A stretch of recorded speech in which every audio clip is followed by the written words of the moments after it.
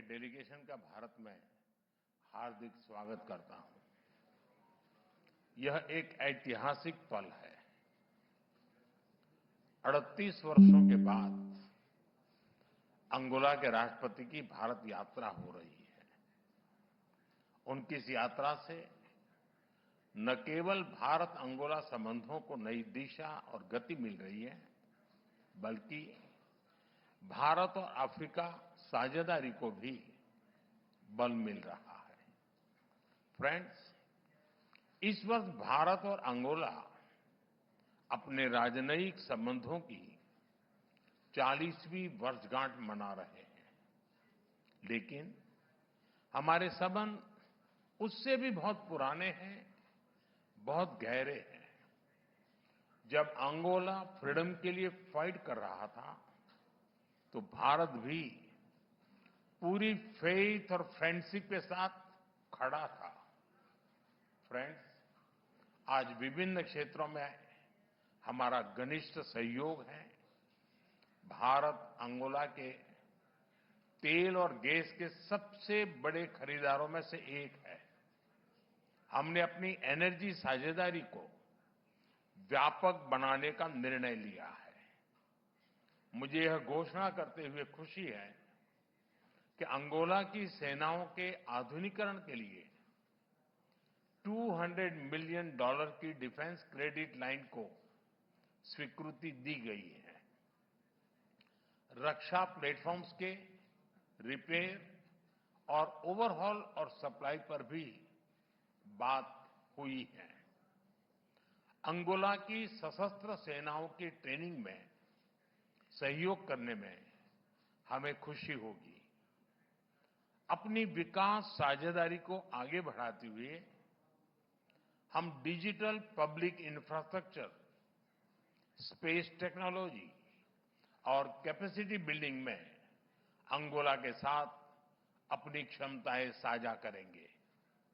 आज हमने health care, diamond processing, fertiliser और क्रिटिकल मिनरल क्षेत्रों में भी अपने संबंधों को और मजबूत करने का निर्णय लिया है। अंगोला में योग और बॉलीवुड की लोकप्रियता हमारे सांस्कृतिक संबंधों की मजबूती का प्रतीक है। अपने पीपल टू पीपल संबंधों को बल देने के लिए हमने अपने युवाओं के बीच यूथ एक्सचेंज प्रोग्राम शुरू करने का निर्णय लिया है। फ्रेंड्स, इंटरनेशनल सोलर अलायंस से जुड़ने के अंगोला के निर्णय का हम स्वागत करते हैं। हमने अंगोला को भारत की पहल कोएलिशन फॉर डिजास्टर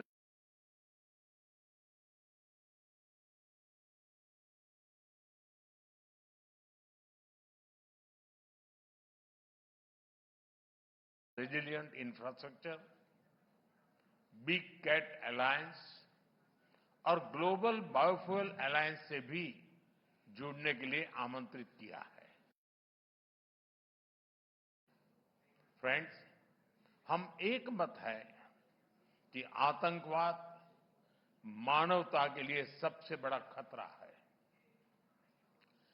पहलगाम में हुए आतंकी हमले में मारे गए लोगों के प्रति राष्ट्रपति लॉरेंसो और अंगोला की संवेदनाओं के लिए मैं उनका आभार व्यक्त किया।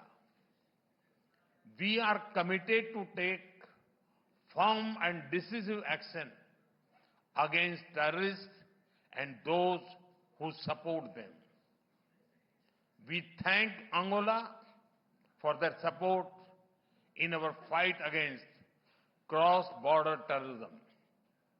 Friends, 140 करोड़ भारतीयों की ओर से मैं अंगोला को अफ्रीकन यूनियन की अध्यक्षता के लिए शुभकामनाएं देता हूं। हमारे लिए यह गौरव की बात है कि भारत की G20 अध्यक्षता के दौरान अफ्रीकन यूनियन को G20 की स्थायी सदस्यता मिली। भारत और अफ्रीका के देशों ने कॉलोनियल रूल के खिलाफ एक सूर में आवाज उठाई थी, एक दूसरे को प्रेरित किया था। आज हम ग्लोबल साउथ के हितों, उनकी आशाओं, अपेक्षाओं और आकांक्षाओं की आवाज बनकर एक साथ खड़े रहे हैं। पिछले एक दशक में अफ्रीका के देशों के साथ हमारे सहयोग में गति आई है। हमारा आपसी व्यापार लगभग $100 बिलियन हो गया है।